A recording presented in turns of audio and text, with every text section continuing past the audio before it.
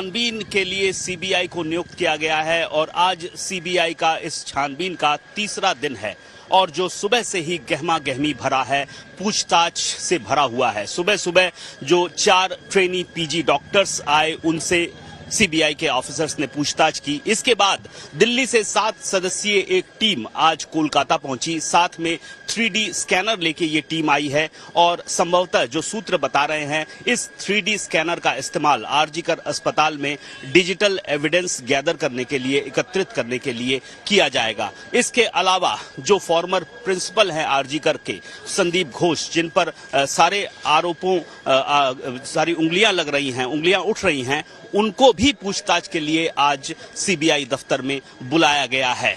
और इस दौरान एक बार के लिए जो आरोपी है संजय रॉय, उसको लेकर सीबीआई की टीम आज बाहर निकली थी। पहले बात थी कि उसका मेडिकल चेकअप कराने के लिए ले जाया जाएगा, लेकिन कुछ देर तक घूमने के बाद, खासतौर पर सॉल्ट लेक इलाके में उसको लेकर घूमने के बाद सीबीआई की टीम वापस संजय रॉय को लेकर सीबीआई दफ्तर जो है कोलकाता में सीजीओ कॉम्प्लेक्स, वहां पहुंची। इसके बाद यहां डॉक्टर आए और यहीं पर उसका मेडिकल चेकअप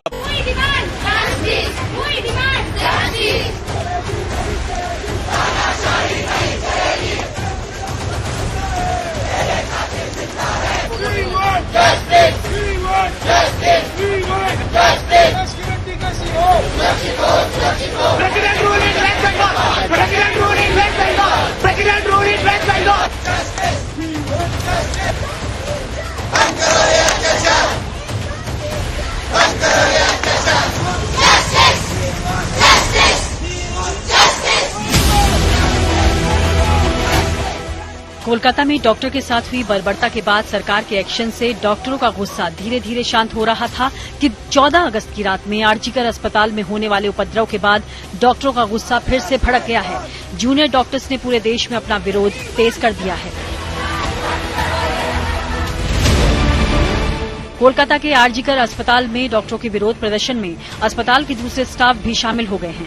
आज मेडिकल स्टाफ की सुरक्षा की मांग को लेकर नर्सिंग स्टाफ भी धरने पर शामिल हुआ। वहीं दिल्ली के बड़े सरकारी अस्पताल एम्स, सफदरजंग और आरएमएल में भी जूनियर डॉक्टर का प्रदर्शन जारी रहा। मुंबई से लेकर तिरुवनंतपुरम तक और भोपाल से लेकर हैदराबाद तक नाराज डॉक्टर्स सड़कों पर उतरे और डॉक्टरों की सुरक्षा की मांग की गई। वहीं डॉक्टर के साथ बर्बरता बरतने वाले दरिंदों के लिए फांसी की मांग भी की गई। कोलकाता के आरजीकर अस्पताल में एक तरफ डॉक्टरों का प्रदर्शन जारी है तो वहीं दूसरी ओर पुलिस का सख्त पहरा है। 14 अगस्त की रात इस अस्पताल में असामाजिक तत्वों ने जिस तरह की अराजकता पैदा की, उसके बाद से डॉक्टर्स के साथ साथ अस्पताल के दूसरे स्टाफ भी भड़क गए हैं। आज हड़ताली डॉक्टर्स के समर्थन में नर्सिंग स्टाफ भी कॉलेज परिसर में धरने पर बैठ गया। RG Kar medical hospital college centre से जुड़ चुके हैं, जहाँ की जूनियर डॉक्टर्स इंटर्न्स प्रोटेस्ट कर रहे हैं, डिमांड कर रहे हैं कि जस्टिस हो उस विक्टिम के लिए जिसके साथ रेप, गैंग रेप और मर्डर हुआ है। आरजीकर अस्पताल हमारी माँ है, हम डरे हुए नहीं हैं। ये स्लोगनियरिंग इस समय स्टूडेंट्स कर रहे हैं। सिर्फ स्टूडेंट्स ही नहीं, यहाँ के जो वर्कर्स हैं, स्टाफ हैं, कर्मचारी हैं, यहाँ के तक के सफाई कर्मचारी भी अस्पताल के, वो भी इस धरने में जुड़ चुके हैं। एम्स, सफदरजंग और आरएमएल में जूनियर डॉक्टरों ने काम बंद रखा। आरजीकर अस्पताल में उपद्रवियों के हमले के बाद इनका गुस्सा भड़क गया है और वो अब बगैर सुरक्षा के ठोस आश्वासन के अपनी हड़ताल खत्म करने को तैयार नहीं है। इनकी मांग है कि डॉक्टर हत्याकांड की निष्पक्ष जांच हो, आरजीकर अस्पताल में तोड़फोड़ करने वालों को गिरफ्तार किया जाए, केंद्रीय हेल्थ केयर प्रोटेक्शन एक्ट को लागू किया जाए, देश के अस्पतालों को सुरक्षित क्षेत्र घोषित किया जाए और डॉक्टर्स, खासकर महिला डॉक्टरों की सुरक्षा के लिए तत्काल कदम उठाए जाएं। डॉक्टर्स का कहना है कि जब तक उनकी मांगे नहीं मानी जाएंगी तब तक उनका आंदोलन जारी रहेगा। कुछ आप लोगों की मांगे हैं? देखिए, हम लोग पहले दिन से ही 5 दिन हो गया हमारे स्ट्राइक का, और हमने पहले दिन से ही बता रखा है कि हमें जो विक्टिम है उनके लिए जस्टिस चाहिए और हमें एक सेंट्रल प्रोटेक्शन एक्ट चाहिए कि ये दोबारा ना हो। आपने 14 तारीख की रात में ही देखा कि इतना पूरे देश में प्रोटेस्ट हो रहा है कि डॉक्टरों की सुरक्षा की जाए, जो हेल्थ केयर वर्कर्स उनकी सुरक्षा की जाए। उसके बावजूद 1000 लोगों की मॉब आकर के अस्पताल में हमला कर देती। तो इसीलिए हम लोग खड़े हुए हैं कि जब हम प्रोटेस्ट करते टाइम ही ये हो जा रहा है तो बाद में क्या होगा। स्वास्थ्य मंत्रालय के दफ्तर के बाहर आप पहुंचे, यहाँ क्या आप मांग लेकर के पहुंचे? देखिए, यही मांग लेकर के पहुंचे हैं जो हम अपने अपने अस्पतालों से ले रहे थे, जो शायद आवाज यहाँ तक पहुंच नहीं रही थी। तो हमने सोचा थोड़ा करीब आ जाते हैं मंत्रालय के और उनको बताने की कोशिश करते हैं। मुंबई में भी नाराज जूनियर डॉक्टर सड़कों पर उतरे और इंसाफ की मांग की।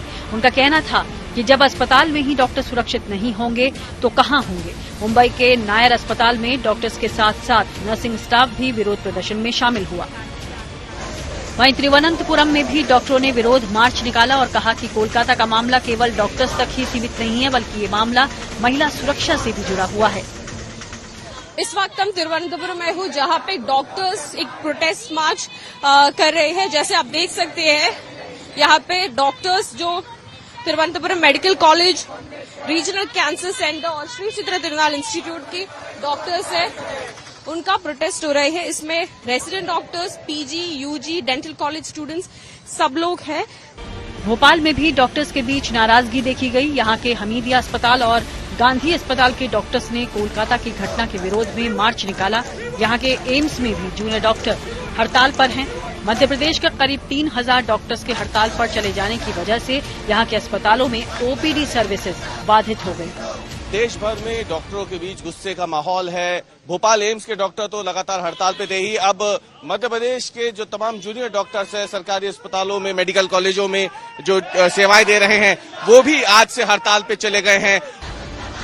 जूनियर डॉक्टर्स की हड़ताल का इंडियन मेडिकल एसोसिएशन ने भी समर्थन किया है और उनके समर्थन में कल सुबह से 24 घंटे तक काम बंद करने का फैसला किया है।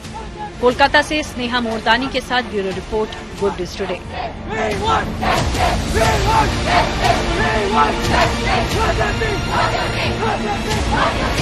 अहमदाबाद के अंदर देखने को मिल रही है। फिलहाल ये अहमदाबाद सिविल हॉस्पिटल के शॉट्स हैं, दृश्य हैं, जहां पे बड़ी संख्या में जो पेशेंट्स यहां पे पहुंचे हुए हैं, उन्हें ट्रीटमेंट लेने में कहीं ना कहीं जो आधे घंटे का वक्त होता था, वो 1 से सवा घंटे का वक्त फिलहाल लग रहा है। क्योंकि बीजे मेडिकल कॉलेज के जो इंटर्न और जो रेसिडेंट्स डॉक्टर्स हैं वो स्ट्राइक पे हैं, जिसकी वजह से जो भी ओपीडी और वार्ड की जो सेवाएं हैं वो कहीं ना कहीं बाधित हुई है। जो भी हॉस्पिटल्स के अंदर फिलहाल डॉक्टर्स और खास करके नॉन क्लिनिकल स्टाफ हैं, उनकी तरफ से फिलहाल जो भी मरीज सिविल हॉस्पिटल में पहुंच रहे हैं उनका इलाज किया जा रहा है। ओपीडी और जो भी वार्ड सर्विसेज हैं उनका बॉयकॉट किया गया है। जो भी इमरजेंसी सर्विसेज हैं उसको जूनियर और सीनियर रेसिडेंस डॉक्टर की तरफ से जारी रखा गया। कोलकाता पुलिस को आड़े हाथों लिया। हाईकोर्ट ने पूछा कि लगभग 7000 की भीड़ हमले के लिए जब एकत्रित हुई तो उसकी अग्रिम सूचना कोलकाता पुलिस के पास क्यों नहीं थी? इंटेलिजेंस क्या फेल हुआ? इस कदर कोलकाता पुलिस को आड़े हाथों लेते हुए आरजीकर अस्पताल को बंद करने की बात भी हाईकोर्ट की ओर से कही गई। हाईकोर्ट ने कहा कि ऐसी स्थिति अगर है, अस्पताल में जो मरीज हैं उनको तुरंत शिफ्ट किया जाए, और अगर ऐसी स्थिति बनी रही तो क्या अस्पताल को बंद कर देना चाहिए? इस तरह के सवाल भी आज हाईकोर्ट ने उठाए।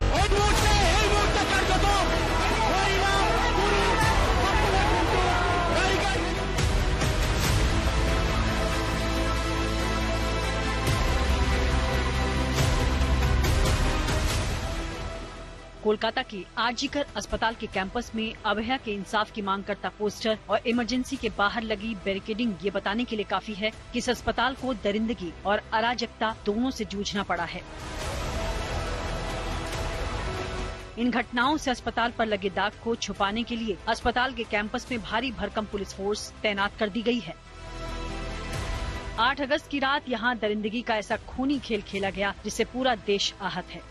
अभी अस्पताल और इंसानियत पर लगे दाग पुराने भी नहीं पड़े थे कि 14 अगस्त की रात एक बार फिर से उपद्रवियों ने अस्पताल पर एक और कालिख पोत दी।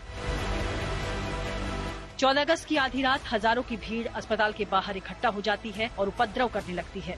अचानक हजारों की भीड़ वहां पहुंचने के बाद अस्पताल में तोड़फोड़ शुरू कर देती है। भीड़ अस्पताल में घुस जाती है, इमरजेंसी में तोड़फोड़ करती है और उस सेमिनार हॉल तक पहुंच जाती है जहां एक महिला डॉक्टर का बेरहमी से कत्ल कर दिया जाता है। What has Calcutta police not done? In this case, they have done everything, and I do it. I am saying it under everything under my command. My men have worked day and night to detect this case, to collect evidences. They collect the best of evidences. The main accused has been arrested. इस घटना के बाद कई ऐसे सवाल खड़े हो गए हैं जिनके जवाब अभी तक नहीं मिले हैं। आखिर उस रात हजारों की भीड़ कैसे एकत्रित हो गई? भीड़ जुटने के बाद भी पुलिस उपद्रवियों पर काबू पाने में क्यों नाकाम साबित हुई? ये भीड़ कहां से आई? क्या इसके पीछे कोई साजिश है? पुलिस अब तक ये क्यों नहीं बता रही कि जिन्हें पकड़ा गया है वो कौन है? उन लोगों के अस्पताल में तोड़फोड़ करने के पीछे क्या मकसद था? पुलिस इस घटना में शामिल लोगों की पहचान करने में जुटी है, लेकिन पुलिस की भूमिका पर सवाल उठ रहे हैं। पहला आधा घंटा पुलिस चुपचाप था, कुछ नहीं किया, भांगचूर करने दिया, गर्ल्स हॉस्टल में घुस गया, 4 ताला चला गया एविडेंस टैंपर करने के लिए, इमरजेंसी को पूरा तोड़फोड़ कर दिया, पेशेंट पार्टी को मारा, महिला संवादिक को मारा, पुलिस कुछ नहीं किया। उसके बाद आधा घंटा बाद फिर उन लोग का नाटक शुरू हुआ, टीयर गैस फेंकना। तो ये सारा मिला हुआ है। पुलिस ने इस मामले में अब तक 24 लोगों को गिरफ्तार किया है। सीआईडी ने उस घटना का फुटेज भी जारी किया और सीसीटीवी से मिली तस्वीरों के जरिए उपद्रवियों की पहचान के लिए लोगों से अपील की है कि police, Kolkata police social media में दे रहे हैं, जो लोग उधर खत्म किया, सारा डिस्ट्रक्शन किया, कि अगर आप इन लोग को पहचानते हैं तो हम लोग को साथ कांटेक्ट करिए। पुलिस पब्लिक का हेल्प मांग रहे हैं। अगर आज बीजेपी का कोई होता ना, घर से उठा के लेके आ जाता, अमेरिका से भी भाग जाते तो अमेरिका से उठा के लेकर आता, और इधर में पुलिस को मालूम नहीं है, विनीत गोयल को मालूम नहीं है। सीआईडी की तरफ से जारी किए गए वीडियो में बेकाबू भीड़ के आगे पुलिस बेबस दिख रही है।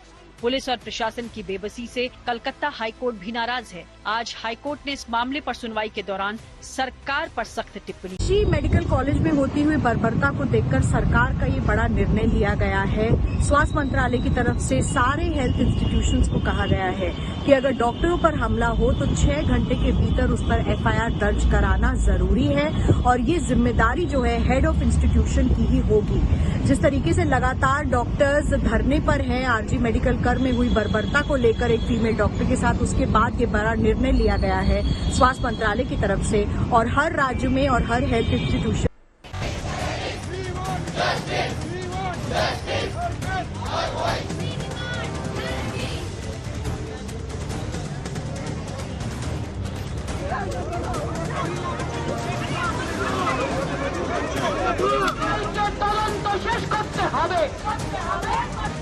कोलकाता के एक डॉक्टर बेटी की इंसाफ की लड़ाई अब सियासी लड़ाई में तब्दील हो चुकी है। पश्चिम बंगाल में सरकार और विपक्ष दोनों सड़कों पर उतर गए हैं।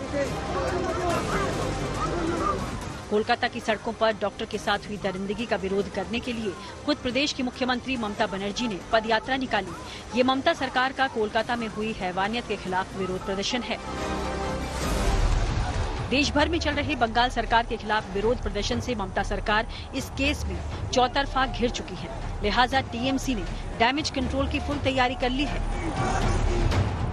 टीएमसी ने बंगाल में 3 दिन का विरोध प्रदर्शन करने का फैसला किया है। आज ममता दीदी ने पदयात्रा निकाली तो कल जिला स्तर पर टीएमसी का विरोध मार्च होगा और 18 अगस्त को हर ब्लॉक में सुबह 10 बजे से शाम 6 बजे तक टीएमसी के पदाधिकारी और कार्यकर्ता लेडी डॉक्टर को इंसाफ दिलाने के लिए धरने पर बैठेंगे।